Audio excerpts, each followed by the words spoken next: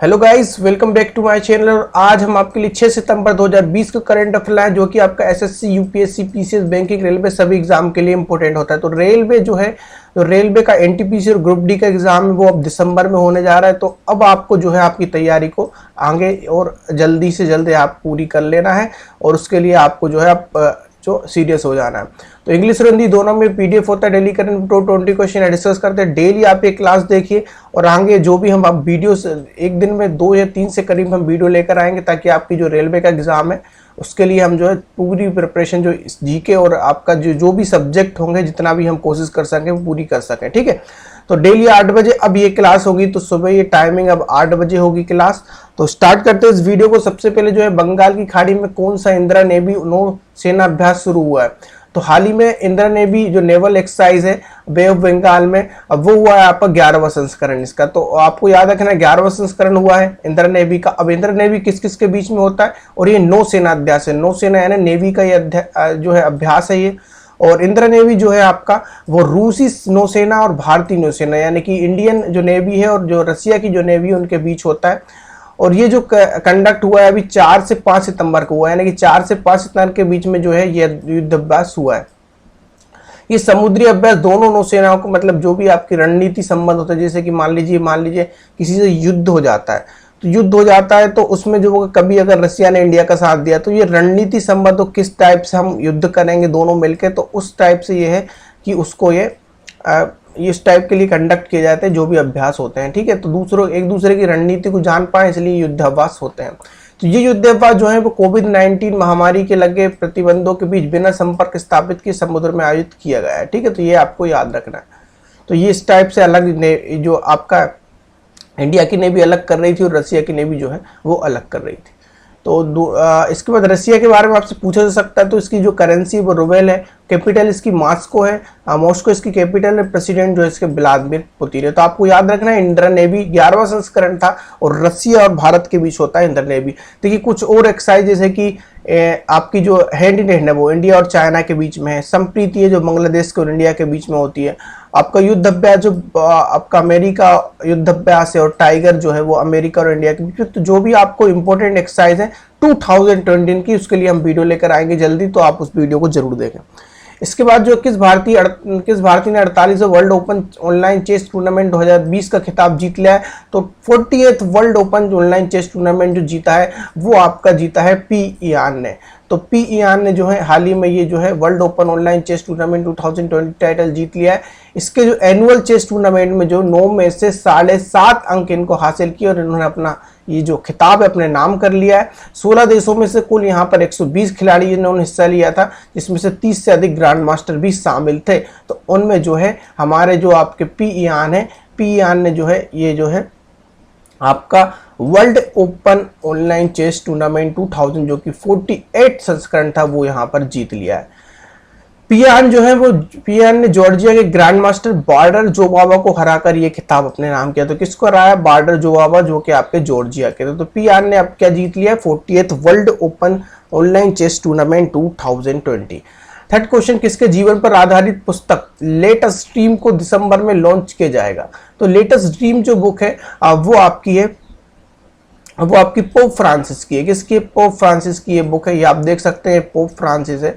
अब ये latest dream, इसमें क्या है कि जो भी हम उनके जीवन में आए संकट है, जो भी उनके परेशानी आई थी, उनसे निपटने का कला का वर्णन इसमें किया गया है। तो जो भी उनकी प्रॉब्लम्स फेस की थी उन्होंने अपनी लाइफ में, उसमें इसमें बताया गया है।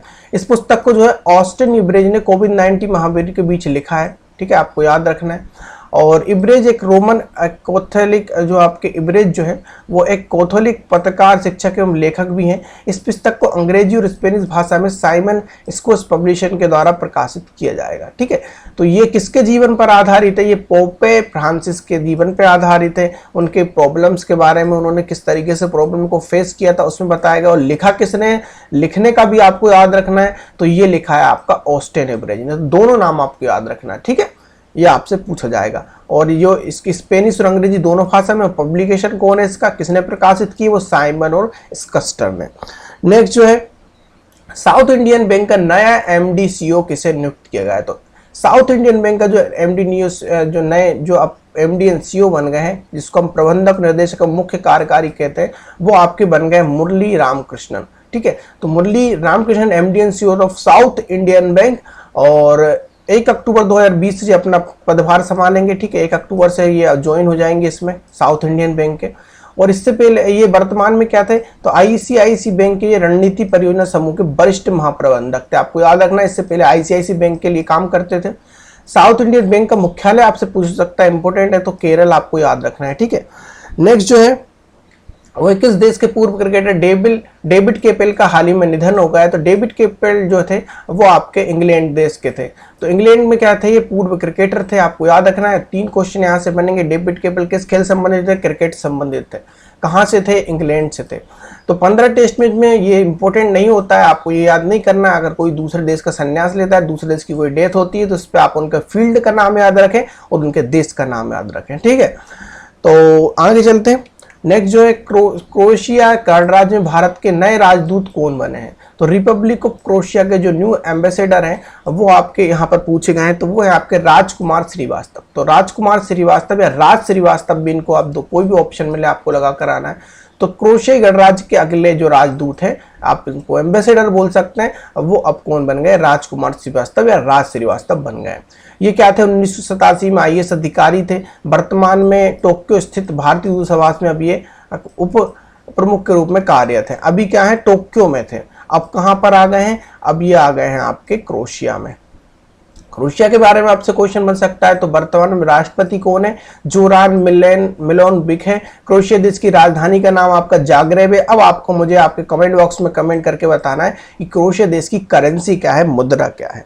नेक्स्ट जो है AIMA Chanakya national management game 2020 में जीत हासिल की है। तो हाल ही में जो चाणक्य नेशनल मैनेजमेंट गेम 2020 है, उसमें जो जीता है वो यहाँ पर NTPC ने जीत लिया है। NTPC national thermal power corporation होता है। ठीक है, आपको याद रखना है, NTPC के बारे में बहुत इंपॉर्टेंट चीज है। ठीक है, रेलवे से रिलेटेड जिसने कई काम किए हैं, तो ये इंपॉर्टेंट बन जाता है एक क्वेश्चन। तो AIMA Chanakya national management game 2020, तो ये जीत लिया इन्होंने। 112 संगठन की टीम के खिलाफ ये मुकाबला था और इसमें से इन्होंने NTPC ने ये जो है ये जीत लिया। 112 टीम इसमें शामिल थी। तो AIMA चाणक्य राष्ट्रीय प्रबंधन खेल ऑनलाइन व्यापार सिमुलेशन खेल प्रतियोगिता जो है, जो कि प्रतिवर्ष आयोजित कराई जाती है, उसमें से इस बार जो है वो NTPC ने जीत लिया। आपको याद रखना है 29th जो नेशनल मैनेजमेंट गेम था, कौन सा गेम था, 29 था। ठीक है, और ये जो है NTPC बेल्लूर तमिलनाडु की टीम है। कौन सी टीम है, बेल्लूर तमिलनाडु की।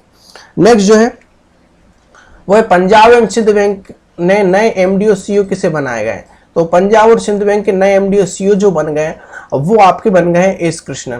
तो आपको याद रखना एस कृष्णन जो है अब क्या होंगे, प्रबंधक निदेशक मुख्य कार्यकारी अधिकारी होंगे पंजाब एंड सिंध बैंक के। इसके बाद ये किसका जगह, ये जो किसकी जगह आए हैं, वो आए हैं आपके एस हरिशंकर की जगह। तो ये जो है एस हरिशंकर की जगह आए हैं आपके एस कृष्णन। ठीक है, आपको याद रखना है। इसके अलावा जो वर्तमान में एस कृष्णन है वो केनरा बैंक के कार्यकारी निदेशक पद पर थे। तो यानी कि पहले किसके थे, वो केनरा बैंक के CEO थे, अब वो बन गए हैं पंजाब एंड सिंध बैंक के CEO। ठीक है, अब क्वेश्चन ये भी बनेगा कि अगला केनरा बैंक का कौन होगा, तो वो आगे जिससे अपडेट आता है हम आपको बता देंगे। पंजाब एंड सिंध बैंक का जो मुख्यालय है वो आपका नई दिल्ली में, और पंजाब एंड सिंध बैंक के जो गैर कार्यकारी अध्यक्ष कौन है, वो आपके डॉक्टर चरण सिंह है। ठीक है, तो आपको याद रखना है इनके बारे में। चेयरमैन कौन है इसके, डॉक्टर चरण सिंह है। नेक्स्ट जो है वो किस देश ने डॉक्टर द्वारकानाथ कोटरेस की प्रतिमा का अनावरण किया गया है। तो किस देश में किया गया है, ये आपका डॉक्टर जो द्वारकानाथ कोटरेस है, ये आपका चाइना में होने जा रहा है। चाइना में इनकी मूर्ति को बनाया जाएगा। तो पड़ोसी देश जो हमारा है चीन, प्रसिद्ध भारतीय चिकित्सक डॉक्टर थे द्वारकानाथ कोटरेस, इनकी प्रतिमा का अनावरण किया है। तो कोटरेस 1938 में दूसरे चीन जापान युद्ध के दौरान चिकित्सा सहायता के लिए भारत की तरफ से चीन भेजे गए थे। इसमें से 5 भारतीय चिकित्सकों में से ये एक थे। ठीक है, तो चीन जापान युद्ध हुआ था 1938 में, तब ये गए थे।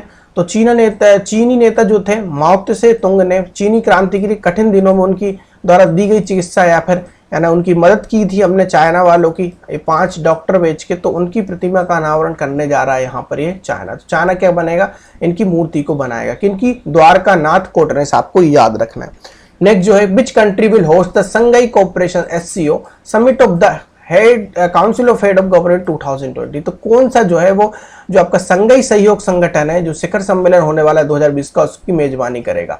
तो उसकी जो मेजबानी करेगा वो इंडिया करेगा। एससीओ की मेजबानी किसकी? संघीय कोऑपरेशन ऑर्गेनाइजेशन समिट 2020 की मेजबानी जो है वो इंडिया करेगा। और जो इंडिया यहाँ पे करने जा रहा है और ये जो होगी वो न्यू दिल्ली में होगी। कब होगी? 30 नवंबर 2020 को होगी। आपको याद रखना है, इसके बारे में आगे अपडेट हम आपको देंगे आगे के वीडियोस में। ब्रिटिश पत्रिका पोस्टपेट ने विश्व में भारत के किस राज्य की स्वास्थ्य मंत्री के सैलजा टॉप थिंकर 2020 के रूप में नामित किया है? तो जो के उनको टॉप थिंकर 2020 ये है, ये आपकी केरल राज्य की है। ठीक है, तो के सैलजा जो है इनको टॉप थिंकर 2020 के रूप में नामित किया है और ये आपकी केरल राज्य की है, भारत की है। तो ब्रिटिश पत्रिका प्रोस्पेक्ट ने यहाँ पर विश्व में भारत के केरल राज्य की स्वास्थ्य मंत्री हैं। ये केरल राज्य की कौन है? स्वास्थ्य मंत्री, इनका नाम है कोटेलजा, के सैलजा। क्या नाम है इनका? के सैलजा। तो इस लिस्ट में दूसरे स्थान पर न्यूजीलैंड की कौन है? प्रधानमंत्री जेसिंडा आर्डर्न है। ठीक है, और जेसिंडा आर्डर्न को कोटन अभियान में आम लोगों को साथ देकर इस बीमारी को मिटाने का हर संभव प्रयास करने के लिए नामित किया।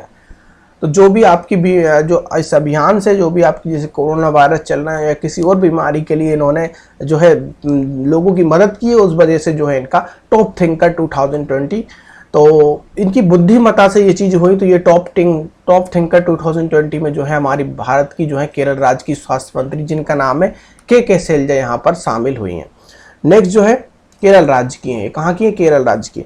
नेक्स्ट जो है आपका राष्ट्रपति रामनाथ कोविंद हाल ही में रेलवे सुरक्षा बल के कितने जवानों को जीवन उत्तम रक्षा पदक से सम्मानित किया? तो 3 जवानों को यहाँ पर राष्ट्रपति रामनाथ कोविंद ने सुरक्षा बल के 3 जवानों को यहाँ पर यह सम्मानित किया है उत्तम रक्षा पदक से, जीवन उत्तम रक्षा पदक से। और इसमें आपके जगबीर सिंह, ठीक है, कांस्टेबल थे, इनको मरणोपरांत रक्षा पदक मिला है। शिव चरण सिंह, आपको नाम याद रखना इंपॉर्टेंट है क्योंकि 3 नाम है, तो 3 से जो है अवार्ड के आपके जरूर क्वेश्चन बनते हैं। तो जगबीर सिंह आपके कांस्टेबल थे मरणोपरांत, शिव चरण सिंह आपके कांस्टेबल थे और श्री मुकेश कुमार मीणा जो है वो हेड कांस्टेबल थे। तो इनको आपको याद रखना है। ठीक है, मरणोपरांत किसको मिला है? जगबीर सिंह को मिला है। ठीक है, नेक्स्ट जो क्वेश्चन है वो है केंद्रीय जनजाति कार्य मंत्री श्री अर्जुन मुंडा ने हाल ही में कितने दिवसीय राष्ट्रीय जनजाति अनुसंधान सम्मेलन का उद्घाटन किया है? तो 2 दिवसीय जो राष्ट्रीय जनजाति अनुसंधान सम्मेलन जो है उसका उद्घाटन किया श्री अर्जुन मुंडा ने। अर्जुन मुंडा कौन है? केंद्रीय जनजाति कार्य मंत्री, यानी कि आपके जो है माइनॉरिटी के मिनिस्टर हैं। तो अर्जुन मुंडा जी ने कहा है कि जनजाति 26 TRI को अनुसंधान के TRI अनुदान के लिए अंतर्गत वित्त पोषित करता है। और उन्होंने ये भी कहा है कि भारत की जो राजधानी है दिल्ली, वहाँ पे IIPA के परिसर में IIPA के सहयोग से सौराष्ट्रीय जनजाति अनुसंधान संस्थान की स्थापना की जा रही है। तो ये जो स्थापना की जा रही है आपकी जनजातीय अनुसंधान संस्थान की, ये आपकी नई दिल्ली में की जा रही है। ठीक है, और ये 2 दिवसीय आपका ये जो मीटिंग थी, तो आपको याद रखना है कहाँ की मीटिंग थी। ये अर्जुन मुंडा ने यहाँ पे कराई थी। केंद्रीय जनजाति कार्य मंत्री हैं ये, आपके राष्ट्रीय जनजाति अनुसंधान सम्मेलन उद्घाटन किया। नेक्स्ट जो है आपका वो है भारत के किस शहर में हाल ही में राष्ट्रीय ग्रामीण स्वरोजगार प्रशिक्षण संस्थान यानी कि ट्रेनिंग सेंटर की बात हो रही है के लिए राष्ट्रीय प्रशिक्षण अकादमी ई आधारशिला रखी है ना। तो अब क्या कर रहा है कि राष्ट्रीय प्रशिक्षण है, राष्ट्रीय ट्रेनिंग एकेडमी यहाँ पर खोली जा रही है। तो ये कहाँ पर खोली जा रही है? ये आपका बेंगलुरु है।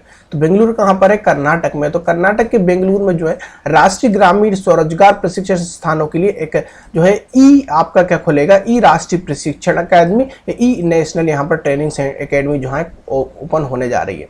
ये जो राष्ट्रीय ग्रामीण स्वरोजगार प्रशिक्षण संस्थान है जिसको हम RSETI कहते हैं, वो आपका जो है ग्रामीण गरीबी के मुद्दे से निपटने के लिए एक अनूठी पहल है। इस प्रस्तावित परिसर का विकास जो सुदंग बागों के आपके जो सुंदर बागों का शहर जिसको कहा जाता है कि इसको बेंगलोर को, वहां पर इसकी आधारशिला रखी गई है। तो ये जो नेशनल ट्रेनिंग एकेडमी जो है वो आपकी बेंगलोर में ओपन होने जा रही है, जिसे 25 करोड़ की लागत यहाँ पर लगाई गई है और लगाई जाएगी। श्री नरेंद्र मोदी ने US और आपका ISPF के अमेरिका भारत 2020 शिखर सम्मेलन में विशेष संबोधन दिया है। बताइए USIFSP क्या है? ये आपको बताना है किस टाइप का संगठन है। तो ये जो आपका USISPF जो है वो आपका गैर लाभकारी संगठन है, इससे कोई लाभ नहीं होता, इस टाइप का ये संगठन है। तो भारत के प्रधानमंत्री श्री नरेंद्र मोदी ने जो USISPF जो है उसमें अमेरिका भारत 2020 शिखर सम्मेलन में विशेष संबोधन दिया। तो इसमें जो USISPF है कि एक गैर लाभकारी संगठन है जो भारत और अमेरिका के बीच भागीदारी के लिए कार्य करता है। हाल ही में शुरू गए 5 दिवसीय सम्मेलन की जो थीम है वो ये है कि अमेरिका भारत के सामने मौजूद नई चुनौतियां। तो इसकी थीम आपको याद रखना इंपॉर्टेंट है। जो भी आपके न्यू चैलेंजेस आते हैं अमेरिका भारत के सामने, ये इसकी थीम रखी गई है। भारत अमेरिका के सामने जो मौजूदा नई चुनौतियां हैं, ये जो है भारत अमेरिका जो 2000 शिखर सम्मेलन है जो एक गैर लाभकारी संगठन है, इसका नाम है USISPF की जो है थीम है। तो ये 5 दिवसीय आपको याद रखना है। इसको संबोधन किया नरेंद्र मोदी ने। 5 सितंबर को विश्व भर में कौन सा दिवस बनाया? पहला तो बनाया गया नेशनल आपका विश्व भर में आपका जो इंडिया में बनाया जाता है वो आपका नेशनल टीचर डे बनाया। यहाँ पर पूछा कि विश्व भर में कौन सा 5 सितंबर को डे बनाया जाता है, तो ये आपका अंतर्राष्ट्रीय चैरिटी दिवस या इंटरनेशनल चैरिटी डे यहाँ पर मनाया जाता है। जो इंटरनेशनल चैरिटी डे है, जो भी आपके मानव पीड़ा को कम करने के लिए, जो मानव की प्रॉब्लम है, चैरिटी वहाँ पर देने के लिए, दान की भूमिका दिखाने के लिए, निभाने के लिए यहाँ पर, और जो उन मानव जाति को पहचानने के लिए जिनको चैरिटी की ज़रूरत है, उसके लिए यहाँ पर जो है अंतर्राष्ट्रीय चैरिटी दिवस मनाया जाता है। यहाँ पर जो है जो भी बड़े बड़े जो संस्थान होते हैं वहाँ पर चैरिटी देकर यहाँ पर ये अपना व्यक्तित्व को, यहाँ पर प्रयासों को पहचानने के उद्देश्य से यहाँ पर मनाया जाता है। तो साथ ही आज के दिन जो है शिक्षक दिवस भारत में मनाया जाता है, ये भी आपको याद रखना है। ये जो है पहचानने के साथ जो धर्मथी संगठन है और मदर टेरेसा जैसे व्यक्तित्व हैं, तो उनको जो वो क्या चैरिटी करते थे, तो उसी को यहाँ पर बढ़ावा देने के लिए जो है 5 सितंबर को हर साल विश्व भर में अंतर्राष्ट्रीय चैरिटी दिवस मनाया जाता है। तो आप भी चैरिटी कीजिए, आपके पास जो भी है उसके रिगार्डिंग, ठीक है। ऑस्ट्रेलिया, नाम और न्यूजीलैंड के बाद किस देश के फुटबॉल फेडरेशन अब महिला पुरुष टीमों को समान वेतन देने का नियम लागू किया? बहुत इंपॉर्टेंट क्वेश्चन है, यहाँ से क्वेश्चन बन सकता है। यानी कि ऑस्ट्रेलिया, नॉर्वे, न्यूजीलैंड के बाद अब किस देश ने? तो ये जो है अब आपका ब्राजील फुटबॉल फेडरेशन, जो ब्राजील देश है, अब उनको भी महिला और पुरुष को समान वेतन देगा, ठीक है। अभी भी क्या होता है, हमारे इंडिया में भी समान वेतन यहाँ पर नहीं मिलता है, तो अब क्या होगा कि समान वेतन मिलेगा। ऑस्ट्रेलिया में हो चुका है, नॉर्वे में हो चुका है, न्यूजीलैंड में हो चुका है, ब्राजील भी जो है वो खेलों में जो है समान वेतन यहाँ पर करने जा रहा है महिला और पुरुष के। तो ये ब्राजील चौथा देश बन जाएगा। पहले 3 आपको याद रखने हैं, ऑस्ट्रेलिया, नॉर्वे, न्यूजीलैंड। और ये जो है आपका फुटबॉल फेडरेशन जिसका नाम है टेजिटियो कोवल ने कहा है कि पुरस्कार राशि भत्ते बराबर हो जाने के बाद अब महिला जो है वो पुरुष टीम के बराबर राशि यहाँ पर उनको मिलेगी। बहुत इंपॉर्टेंट क्वेश्चन है, याद रखना है। हाल ही में जारी ICC T20 रैंकिंग में कौन सा खिलाड़ी जो है वो पहले स्थान पर रहा है? तो वो है आपके बाबर आजम। तो बाबर आजम जो है T20 रैंकिंग में फर्स्ट पे है और अब ये टॉप 5 में जो है तीनों फॉर्मेट में भी टॉप 5 में शामिल हो गए। तो ये भी आपको याद रखना है, ठीक है। इनके बारे में जो KL राहुल है वो दूसरे नंबर पे हमारे भारतीय टीम के, और भारतीय टीम के कप्तान जो है वो 10वें नंबर पे, ठीक है, आपको याद रखना है। और इंग्लैंड के बल्ले डेविड मलान भी शामिल हैं, ठीक है। तो आपको बस ये याद रखना है कि बाबर आजम जो है T20 रैंकिंग में नंबर 1 है। करप्शन के गंभीर आरोपों के बाद यहाँ पे जनरल असीम सलीम बाजवा, बहुत इंपॉर्टेंट क्वेश्चन है, इन्होंने इस्तीफा दे दिया। ये आपके कौन है? असीम सलीम बाजवा हैं, और ये किसके सलाहकार थे? ये PM के पद के सलाहकार थे, किसके? जो इमरान खान थे उनके सलाहकार थे। तो आपको याद रखना है। तो इन्होंने गंभीर आरोपों के बाद इन्होंने जनरल असीम सलीम बाजवा ने हाल ही में पाकिस्तान के जो प्रधानमंत्री उनके सलाहकार पद से इस्तीफा दे दिया, लेकिन ये इस्तीफा जो है इन्होंने अभी तक एक्सेप्ट नहीं किया है, ठीक है। तो हालांकि उन्होंने अभी $60 अरब के CPC परियोजना के चेयरमैन पद से भी इस्तीफा नहीं दिया है, ठीक है, लेकिन इन्होंने इससे इस्तीफा दे दिया है, ठीक है। तो लास्ट क्वेश्चन है, हाल ही में किसने नया पासपोर्ट जारी करते हुए, बहुत इंपॉर्टेंट क्वेश्चन है। ये पासपोर्ट जो है वो रिपब्लिक ऑफ चाइना शब्दों को हटा दिया है इसमें। तो ये जो नया पासपोर्ट है वो ताइवान का है, और यहाँ पर आप देख सकते हैं ताइवान पासपोर्ट इन्होंने कर दिया है, और जो रिपब्लिक ऑफ चाइना है इससे जो है हटा दिया है। तो ताइवान पासपोर्ट पहले भी था, लेकिन जो रिपब्लिक ऑफ चाइना इसमें लिखा होता था वो यहाँ पर हटा दिया गया है। तो बहुत अच्छा जो इनिशिएटिव है ताइवान के द्वारा, और ताइवान जो है नया पासपोर्ट जारी करते हुए जो रिपब्लिक ऑफ चाइना वर्ड यहाँ पर हटा दिया गया है। ताइवान सरकार ने कहा कि पुराने पासपोर्ट की वजह से ताइवान के जो यात्री हैं वो चीन का नागरिक समझकर जो महामारी संबंधित यात्रा प्रतिबंध लगाए जा रहे थे। तो हो क्या रहा था कि ताइवान देश जो है वो दूसरे देशों में जा रहा था, उनको ये लग रहा था कि जो चाइना के ये सिटीजन जो है वो चाइना के, तो उस वजह से क्या हो रहा था, क्योंकि रिपब्लिक को चाइना लिखा था, तो ये समझते थे कि ताइवान के जो नागरिक जाते थे अगर कहीं सफर करने, तो वो चाइना के नागरिक है, तो उस वजह से उन पर प्रतिबंध, यात्रियों को यहाँ पर परेशानी हो रही, तो उस वजह से जो है रिपब्लिक ऑफ चाइना यहाँ पर नाम हटा के ताइवान ने जो है अब ताइवान पासपोर्ट अकेला यहाँ पर कर दिया है। तो आपको याद रखना बहुत इंपॉर्टेंट क्वेश्चन है।